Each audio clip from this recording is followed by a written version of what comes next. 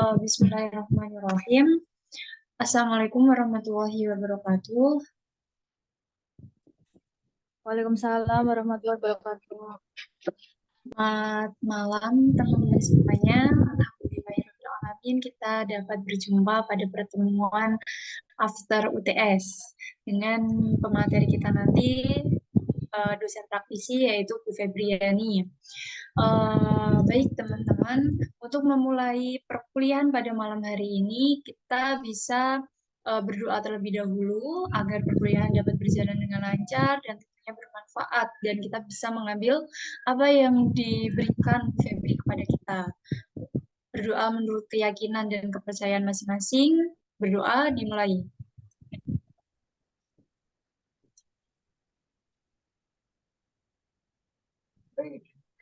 Doa selesai. Oke, untuk mempercepat waktu kita, boleh untuk on cam sebentar, kita presensi sebentar. 6 juta mau ya. Bisa didengar? Untuk mempermudah kita, bisa untuk on cam, kita presensi sebentar, teman-teman. Oke. Yang lain ditunggu. Saya kasih waktu 2 menit untuk on cam.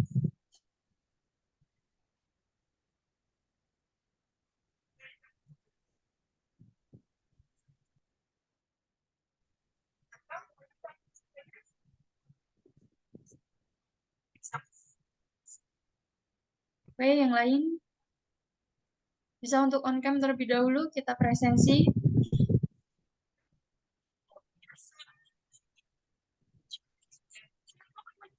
Jadi saya harap mumpung ini kesempatan ada dosen praktisi kita semua bisa mengambil ilmu dari beliau. Jadi diharapkan tidak hanya numpang absen. Harus benar-benar dipastikan mengikuti perkuliahan dengan baik. Kita untuk on cam.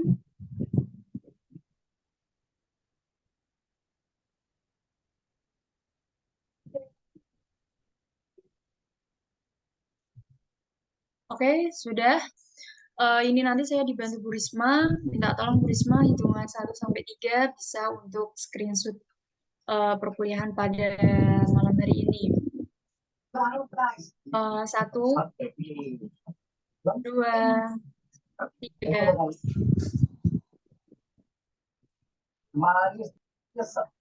Baik, terima kasih. Untuk memulai perkuliahan pada malam hari ini, saya serahkan kepada Bu Febri. Monggo, Bu. Terima kasih, Bu. Selamat malam, teman-teman. Semangat ya malam ini ya. Udah pada dapat kan tadi untuk materi malam ini?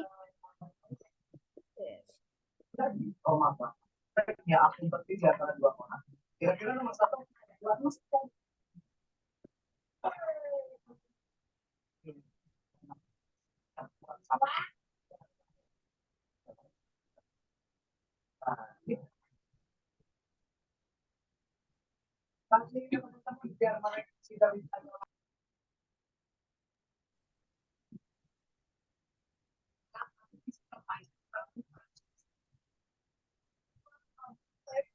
Mohon maaf, Bu Febri. Ya, udah masuk belum ya, Bu? Kelihatan belum ya? Oh, PPT-nya belum kelihatan. Belum ya? Oh iya. Sorry, untuk mahasiswa yang tidak berkepentingan, minta tolong untuk mikrofonnya di unmute, di mute, off-kan terlebih dahulu ya. Oke, terima kasih. Silakan bisa berdiri. Oke, udah kelihatan ya? Ya.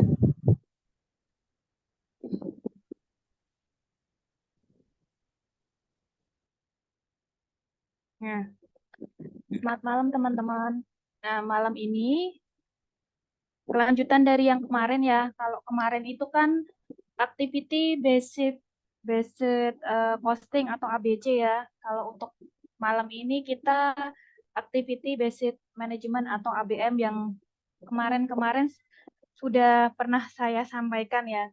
Di sini nanti kita akan belajar mengetahui untuk apa apa itu ABC, apa itu ABM, dan apa fungsinya. Dan di perusahaan itu fungsinya seperti apa. Nah, di sini definisi dari diri adalah itu pendekatan manajemen yang memusatkan pengelolaan pada berbagai aktivitas dengan tujuan melakukan improvement berkelanjutan terhadap value yang dihasilkan bagi customer dan laba yang dihasilkan dari penyediaan value tersebut. Fokus dari definisi ini itu pemusatan pengelolaan pada aktivitas improvement berkelanjutan pada customer value dan pemusatan pengelolaan pada aktivitas untuk menghasilkan laba dari penyedia value bagi customer. Activity based costing dengan activity based management atau ABM memiliki hubungan karena sumber utama informasi ABM itu dari ABC untuk melakukan analisis. Jadi pertama itu kalau seperti pertemuan-pertemuan sebelumnya yang pernah saya jelaskan. Contohnya kalau kita di perusahaan manufaktur, terutama untuk yang di pabriknya itu kan kita harus bisa mengetahui masing-masing yang kemarin kita belajar ABC activity based costing, kita harus tahu nih pemilahan aktivitasnya, jadi penempatan cost-nya, jangan sampai kita tuh salah posting. Jadi jangan salah kita memasukkan biaya. Nah, dari activity based costing itu nanti gunanya untuk manajemen. Manajemen itu yang untuk menganalisa apakah aktivitas dari cost dari aktivitas yang pertama yang dari aktivitas itu menyebabkan biaya atau costing itu apakah kita sudah misalkan nih kita sudah efektif, kita sudah efisien belum, terus nanti hasilnya bagaimana, value-nya terhadap ke customer dan juga nanti kepada laba perusahaan.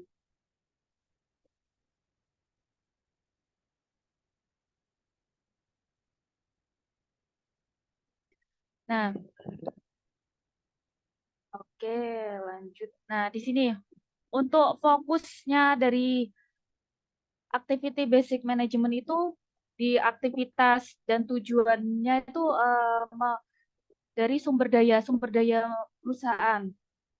Jadi kembali lagi kita untuk aktivitas dari kegiatan yang telah kita lakukan dari cost yang timbul itu nanti tujuannya itu apakah itu menambah value customer atau bisa menambah dari laba perusahaan itu sendiri dan tujuannya itu untuk mencapai tujuan dari perusahaan. Nah, di sini tujuan ABM merupakan sistem informasi yang bertujuan memperbaiki pengambilan keputusan dengan menginformasikan biaya yang akurat dan mengurangi biaya dengan mendorong serta mendukung berbagai usaha perbaikan berkelanjutan. Jadi, informasi yang pertama dari ABC tadi itu sangat berguna sekali untuk mengambil keputusan bagi pihak manajemen. Nah, ABM itu tujuannya itu untuk memperbaiki pengambilan keputusan dengan menginformasikan biayanya itu yang akurat, udah tepat. Jadi postingnya itu udah tepat, tidak salah postingnya.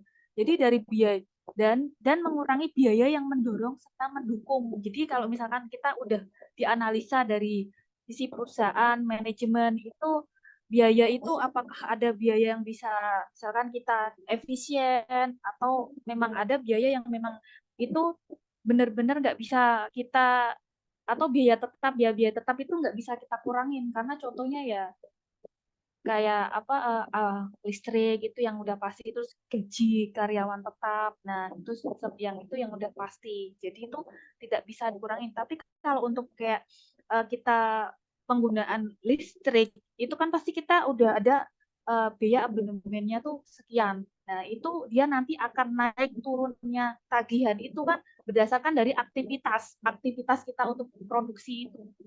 Nah, tujuan keseluruhan dari activity basic management itu adalah bagaimana meningkatkan profitabilitas perusahaan.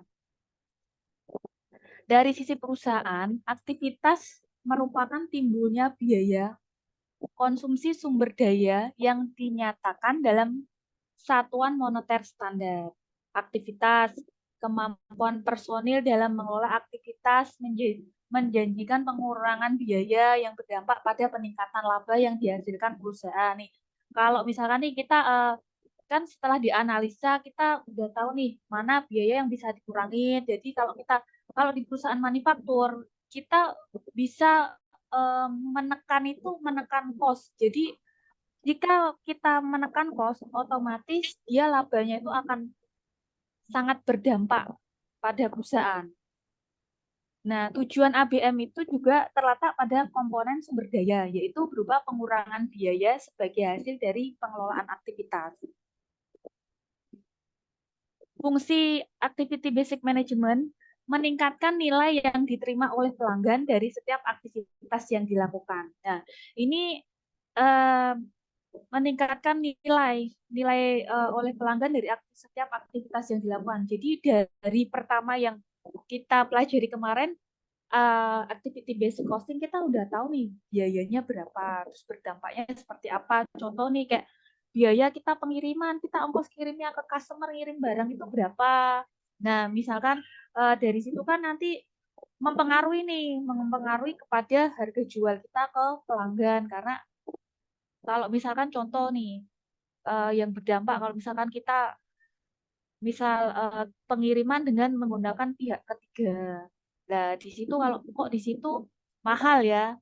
Paling nggak kita coba nih cari perbandingan pihak ketiga yang lebih banyak lagi, dan kita jadi tahu pembandingan kayak di bidding gitu. Di bidding perbandingan 1, 2, 3 dari pihak ketiga itu mana yang sekiranya tagihannya misalkan kita ongkos kirim ke customer yang sama yang paling murah. Nah, di situ kalau kita bisa menekan biaya pengiriman, otomatis kan nilai yang diterima oleh pelanggan itu kan jadi lebih value-nya dapat ya, karena harganya tuh juga jauh mengurangi karena kita bisa menekan cost. Nah, terus menentukan aktivitas perusahaan yang merupakan aktivitas value added dan aktivitas non value. Jadi aktivitas yang menambah dan aktivitas yang tidak menambah. Jadi meningkatkan value added activity dan mengurangi bahkan menghilangkan non value added activity. Nah, definisi IBM, definisi biaya. Biaya itu memberikan informasi biaya mengenai berbagai sumber daya, aktivitas, dan objek biaya yang menjadi perhatian seperti produk, pelanggan, pemasok, dan saluran distribusi.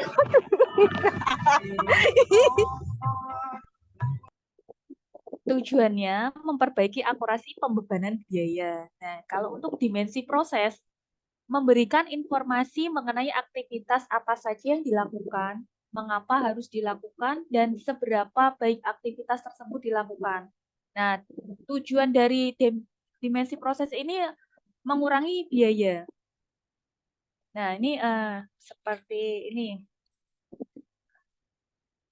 Ini ada ini cost dimensi atau dimensi biaya. Itu seperti sumber daya, dimensi proses, analisis driver, pemicu biayanya mengapa, aktivitasnya apa, analisa kinerjanya bagaimana, seberapa baik, terus hasilnya juga ke pelanggan. Nah, PVA atau analisis penggerak. Jadi analisis penggerak adalah usaha yang dilakukan untuk mengidentifikasi berbagai faktor yang merupakan akar pemicu dari biaya aktivitas. Ya, jadi kita harus tahu nih harus bisa menganalisa apa-apa saja nih faktor-faktor apa aja yang merupakan akar dari pemicu dari biaya aktivitas itu. Tujuannya mengetahui agar pemicu adalah agar dapat mengambil tindakan untuk memperbaiki aktivitas tersebut.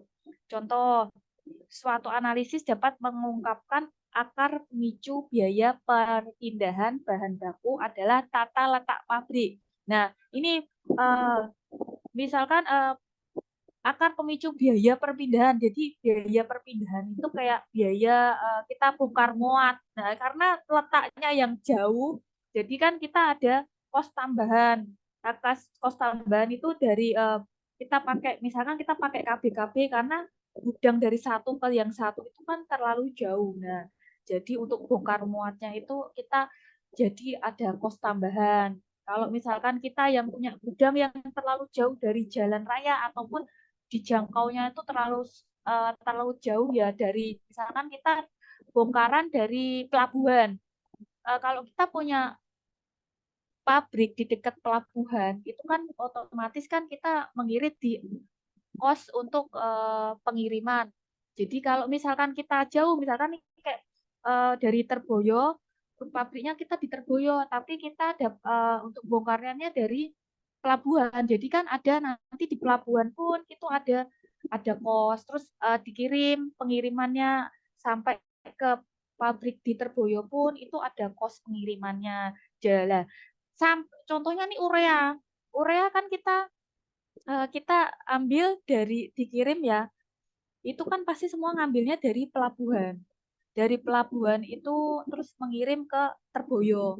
Sampai ke Terboyo pun itu kita harus bongkar muat. Bongkar muatnya kita menggunakan KBKB, kulit bangunan itu. Nah, itu menambah pemicu biaya contohnya. Jadi itu yang juga biaya yang nggak bisa kita hilangkan. Jadi kita harus, karena kalau misalkan contoh sekali bongkar itu satu truk itu 20 ton. Nah, sekarang misalkan kalau sekali datang misalkan ada 5 truk, 20 ton dikali 5 truk.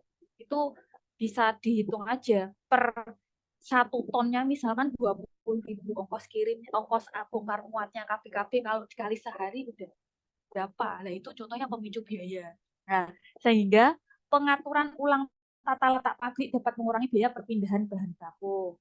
Contohnya seperti tadi, kalau misalkan kita punya pabrik yang kita tidak terlalu jauh dari pelabuhan, kita kan bisa irit di ongkos pengiriman bahan baku itu. Nah, analisis aktivitas. Nah, analisis aktivitas itu proses untuk mengidentifikasi, menjelaskan, dan mengevaluasi berbagai aktivitas yang dilakukan perusahaan. Analisis aktivitas harus menunjukkan 4 hasil, yaitu aktivitas apa saja yang dilakukan. Jadi aktivitasnya kita harus tahu nih aktivitas apa aja yang dilakukan. Terus berapa banyak orang yang melakukan aktivitas tersebut. Nah, di sini kita bisa melihat dari kemarin yang pernah saya kasih contoh itu, kita harus tahu nih struktur organisasi di perusahaan itu seperti apa. Lah, di situ kan nanti kita tahu pengelompokannya, aktivitasnya apa saja, terus itu berapa banyak orang yang melakukan aktivitas itu, terus waktu dan sumber daya yang dibutuhkan untuk melakukan berbagai aktivitas itu berapa, terus siapa aja, terus penilaian atas nilai aktivitas bagi perusahaan. Jadi dinilai aktivitas itu nanti akhirnya itu efektif dan efisien atau tidak. Seperti itu. Nah, ini pengukuran kinerja adalah untuk menilai seberapa baik berbagai aktivitas dan proses dilakukan untuk memperbaiki profitabilitas. Terdapat dalam bentuk keuangan dan non-keuangan. Ukuran kinerja aktivitas berpusat pada 3 dimensi utama. 1, efisiensi itu contohnya keuangan, terus kualitas itu non keuangan, waktu non keuangan. Contoh nih, efisiensi. Kita ketika kita tahu aktivitasnya, terus seperti yang tadi ya, kita tahu dulu aktivitasnya apa, terus berapa orang yang melakukan aktivitas itu, waktunya kapan, sumber daya yang dibutuhkannya untuk melakukan aktivitas itu apa saja. Nah, di sini kita bisa mengetahui nanti ujungnya itu efisien nggak dari sisi biaya. Kalau misalkan nih kita terlalu misalnya dari struktur, kita terlalu misalkan kita ngelihat satu departemen itu misalkan cukup hanya 2 orang saja, itu terlalu gemuk, misalkan di situ kok jadi satu departemen kok sampai 4 orang lah, itu nanti menjadi tidak efisien. Di sisi keuangan kan otomatis kita membayar karyawannya juga jadi lebih banyak. Kalau misalkan itu pekerjaan yang harusnya bisa dikerjakan hanya cukup 2 orang, di situ terjadi kegemukan, tidak efisien. Kenapa harus 4 orang? Padahal itu bisa diefisien lagi, bisa dirampingkan. Nah, contohnya seperti itu. Nah, ini kualitas keuangannya, kualitas non keuangan contohnya itu kualitas dari misalkan yang dihasilkan dari aktivitas itu, kualitas produk yang kita jual nanti seperti apa. Terus waktunya kita itu kita untuk melakukan aktivitas itu kita sudah efisien belum di waktunya. Nah, contoh seperti itu. Dan misalkan yang harusnya bisa diselesaikan tidak harus lembur. Nah, itu yang kita harus bisa memilah-milah ya aktivitas misalkan yang harus bisa dilakukan tanpa harus lembur, kenapa harus dilemburkan? Nah, itu contohnya kita tidak efektif dan efisien di waktu. Nanti ujungnya lagi juga kos nanti larinya juga ke tidak efisien dari sisi keuangannya. Nah, ini faktor yang mendukung keberhasilan ABM. Salah satunya ya budaya organisasi. Karena dari budaya organisasi itu mencerminkan cara berpikir karyawan, perilaku, nilai, keyakinan yang dianut karyawan. Contohnya kayak kulturnya di organisasi itu seperti apa. Karena itu sangat berpengaruh. Jadi dari budaya itu kita itu sebenarnya mengaruh. Jadi ada bisa kalau kita di lapangan ada manajer yang dia itu tumpul ke atas tapi dia tajam ke bawah dari itu ada. Nah, itu kan semua dari gimana leadership-nya dan dari top semua dari top, middle, lower semua itu dari top manajemen sampai ke menengah sampai ke bawah itu kita semua harus solid. Nah, dari semua itu kulturnya itu akan mempengaruhi mencerminkan cara berpikir karyawan dari cara berpikirnya, terus cara perilakunya, cara penilaiannya, terus keyakinan karyawan yang dianut juga akan mempengaruhi. Nah, budaya organisasi itu menunjukkan keterlibatan, kerjasama, serta partisipasi yang tinggi dari karyawannya. Dari budaya organisasi itu bagaimana? Kalau misalkan dari atas, dari manajemen puncak, top manajemen sampai ke bawah kita solid, ya pastinya akan sampai ke bawah kita akan berhasil menciptakan budaya organisasi itu yang solid, yang saling mendukung satu sama lain, kerjasamanya oke. Jadi tidak ada istilah ya, yang situ tim, yang sini work. Jadi berpecah. Jadi yang sini memang benar-benar kerja, sini hanya tim aja. Nah, itu sering terjadi itu di lapangan seperti itu.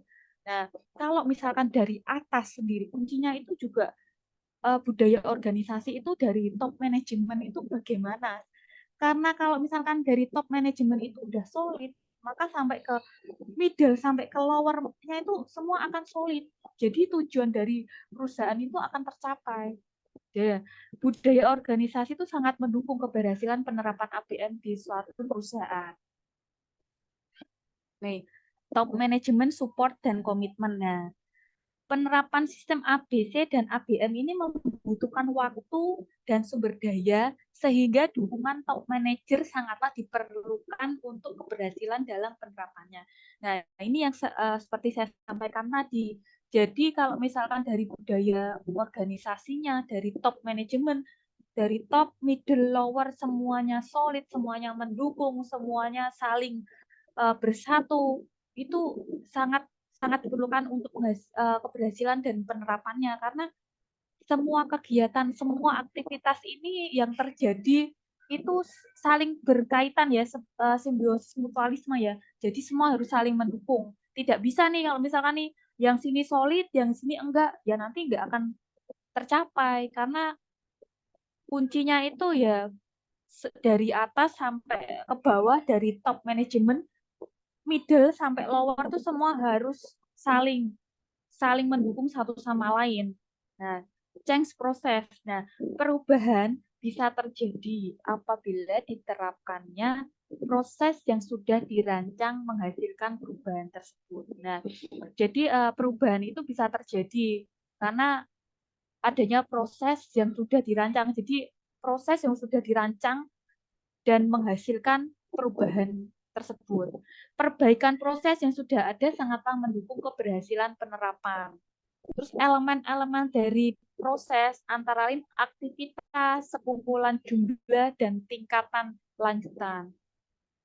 Nah, concerning education, nah, memberikan kesempatan kepada karyawan untuk mengikuti pelatihan kerja serta meningkatkan keahlian mereka terhadap lingkungan kerja yang cepat. Nih contohnya nih, kalau misalkan kita punya karyawan K3 lah, pasti adalah misalkan LKD training atau kita ikutkan pelatihan sertifikasi K3, terus yang untuk boiler juga sama, kita berikan pelatihan kesempatan dia juga untuk mengikuti pelatihan sertifikasi boiler, terus ada juga pelatihan sertifikasi operator forklift, karena ketika kita memberi kesempatan kepada karyawan untuk pelatihan itu sebenarnya value-nya lagi juga kepada perusahaan.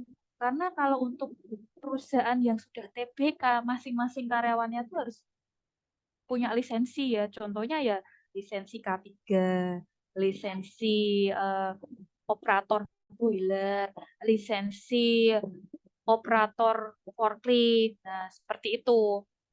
Keberhasilan penerapan dari program manajemen biaya yang baru membutuhkan keahlian, peran serta, dan kerjasama karyawan dari satu organisasi. Jadi keberhasilannya itu semuanya itu saling berkaitan karena penerapan dari program manajemen biaya yang baru itu membutuhkan peran serta dan kerjasama satu sama lain dari top manajemen, middle, sampai ke lower, dari yang paling puncak, menengah, sampai ke bawah. Jadi saling kerjasama satu sama lain untuk mencapai tujuan suatu organisasi itu. Nah, penyebab kegagalan ABM itu kurangnya dukungan dari manajemen tingkat atas. Nah, ini salah satunya ini kalau misalkan nggak bisa terjadinya ABM ya karena tidak ada dukungannya dari manajemen atas, dari top manajemennya itu tidak mendukung. Jadi ya gimana kalau misalkan yang kita mau mencapai keberhasilan tapi tidak didukung dari top manajemen ya sama aja tidak bisa. Terus adanya penolakan untuk perubahan. Nah, ini contohnya kalau misalkan di perusahaan-perusahaan yang udah lama, ini kalau dikasih masukan harusnya ini kita upgrade nih yang baru. Pasti ujung-ujungnya kan kalau kita upgrade itu pasti ada cost-nya. Misal, contoh, kalau misalkan kita yang tadinya manual, terus kita jadikan otomatisasi, itu akan akan ujung-ujungnya biaya lagi. Tapi kan dibalik itu, kalau misalkan semua sudah computerized, udah DCS, jadi kita itu akan lebih enak untuk mengontrolnya, menganalisanya, mengevaluasinya itu lebih enak, pengawasannya juga lebih enak. Nah, itu. Terus juga kurangnya keahlian menggunakan informasi aktivitas yang baru. Nah, ini misalkan ada kegiatan yang baru, kita kurang mengetahui dan menganalisa aktivitas yang baru ya sama aja. Jadi tidak bisa sinkron dari bagian satu ke bagian lain karena semua keberhasilannya itu dari atas sampai ke bawah, dari depan sampai belakang itu semua tuh harus terintegrasi sistem ABM gitu. Selanjutnya